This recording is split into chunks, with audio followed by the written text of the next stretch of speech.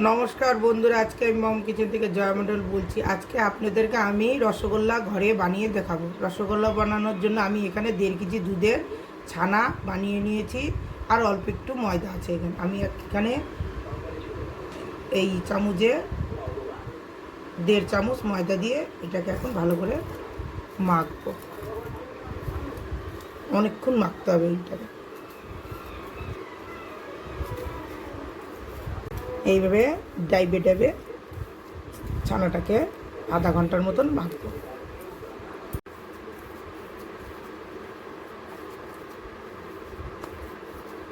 এখন আমি সব গোল গোল করে রসগোল্লা বানাই নিব। 1.5 কেজির দুধের ছানার ছোট বড় 13টা রসদানা হয়েছে। এখন আমি শিরা বানাবো।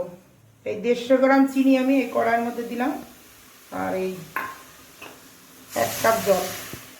এখন এটাকে আমি জাল দিব। এখন আমি এই চিনির শিরার মধ্যে এই রসগোল্লার এগুলা দিয়ে দিব।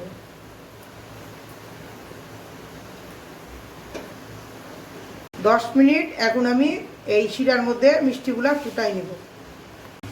হয়ে গেছে আমার রসগোল্লা, দেখুন কি সুন্দর হয়েছে।